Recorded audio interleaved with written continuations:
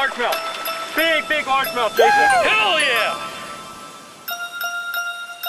Hey, what's up guys? Nick the Informative Fisherman here on behalf of Lucky Tackle Box, and today we're going to be breaking down the Doomsday Tackle, Roku, and Devastator. People ask me all the time, Nick, do we seriously need all this information to become better bass fishermen? And you really have to ask yourself, don't I look serious? Now, of course you need all that information. How are you ever going to get an edge on the competition otherwise? So let's break these bad boys down. Alright, so let's get started off with the Roku Worm here. This is a 5.4 inch and an 8 count that comes in there. The color I have is green pumpkin, and they're calling it watermelon red flake. Watermelon red flake, green pumpkin, very similar, just has a little red flake in there. Now the first thing I'm going to notice about this worm is it's a little bit fatter than most of your like trick worm style worms, and a little bit skinnier than your Senko style worm, but this is almost like a chopstick style worm, like that Senko style bait, but you're gonna see it has a little thinner in the middle and kind of fatter ends like a trick worm. So it's really cool. It seems like what the designer was trying to do here is kind of incorporate the best of both worlds, and it is on the heavier side. So on my spinning rod, I was just throwing this on a light wire EWG hook Texas rig, and I'll show you that.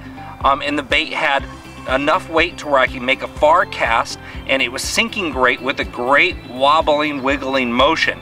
So this is a very unique worm, if you ask me, versus other worms out there. It's not perfectly round either. It's probably hard for the camera to pick that up, but it's more like a, it has more of like a, I guess that would be kind of like an octagon corner to it. You know, not perfectly round. And what that's going to allow that to do is, as that's falling, the water is going to catch more instead of it just easing around. It's going to catch more, which is going to give that worm more natural motion and more movement when you're using it like that. Now, when you think about a worm like this, what are your options? You know, you can wacky rig it, hooking it in the middle with a little tiny hook like so. You know, and when it's falling down, that worm's going to have that natural undulating motion, and the worm does have plenty of weight here. But you could also put a little tungsten nail or a lead nail right in the nose of that worm to give it additional weight if you're trying to fish deeper than, I would say, 8 feet doing this style. About 8 feet, you might want to count down to about 3, and it's probably going to get pretty close to the bottom. Any deeper than that, you're probably going to want to add a nail weight to it.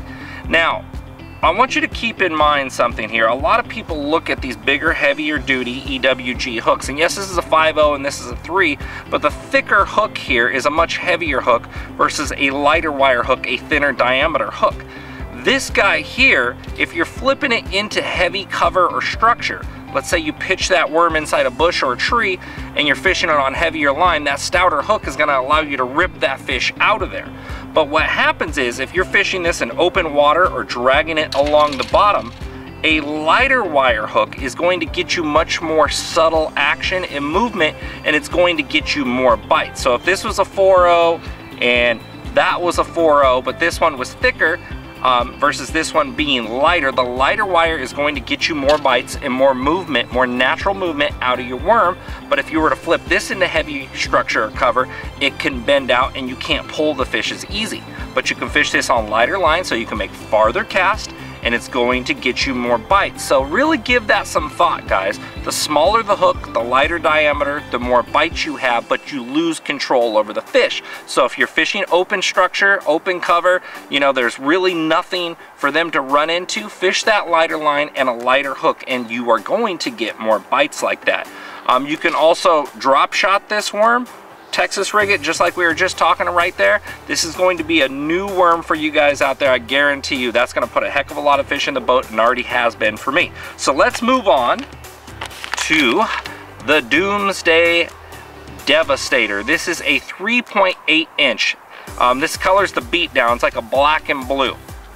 Now, when I first look at this, it almost looks like, if you imagine these appendages gone, it almost looks like a Ned rig, which is insanely popular, those miniature worms, but it has great pinchers on there like a crawdad. So what does this tell me? I know this is kind of like a creature bait / short worm, so it's going to come in and out of cover very easily. So if I'm flipping and pitching into bushes, into trees, into laydowns, that's going to ease in and out of there very easily with great kicking appendage action. I also know I can use this as a trailer. on something like a chatterbait. Let me show you that.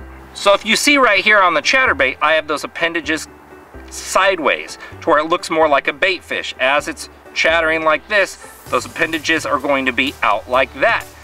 Now you can also use this as a jig trailer. Have my jig here. Now if you look, it may be kind of long. It may be sticking off the back. So what some people may choose to do is bite probably 25–30% of that body off. You can use scissors too if you wanted. And thread that up.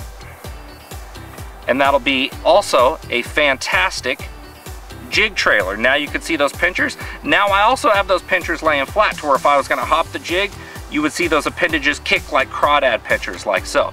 Very versatile bait, flipping, pitching, punching. It's gonna come in and out of cover very easily on its own with a Texas rig and a punch weight or a light flipping rig. Another thing I wanna show you here, and I'll put it on a swing head jig by itself. Actually, I'm gonna use the full body. Since that's an EWG hook, which is an extra wide gap, I'm going to Texas rig it by sliding it in, work that worm up to the top, or creature bait. I wanna call it a worm and I wanna call it a creature bait, so it's a creature worm, kinda in my opinion. So now if I'm dragging the bottom, that's just going to look like a crawdad. It doesn't have a big skirt. This could be a great late fall, early winter presentation. You could drag it real slow. It has all the small appendages on the side. It's a pretty compact profile with great kicking action. So give these guys a shot, guys. No matter how you have it rigged, that's how your gear's gonna be a choice around that. So for example, if I was fishing this on this, I may fish it on 12 or 15 pound fluorocarbon versus, you know, on a jig flipping it in a structure or cover, I'm probably going to want to use 20 pound fluorocarbon. You know, on a chatterbait, probably 15 or 20 pound. And the same with the worm. If I'm flipping it into heavy cover or structure, probably 12 or 15 pound fluorocarbon. If I'm fishing it on a lighter wire hook, I may fish it as low as 6 or 8 to get it down to the bottom faster and present my bait more naturally. So keep all that in mind, guys. These are two really awesome baits by Doomsday Tackle. If you guys got these in your box, make sure to put them to use, guys. You're gonna absolutely love them. I'm Nick the Informative Fisherman on behalf of Lucky Tackle Box. We appreciate you watching and make sure to subscribe to our channel. We'll see you next time.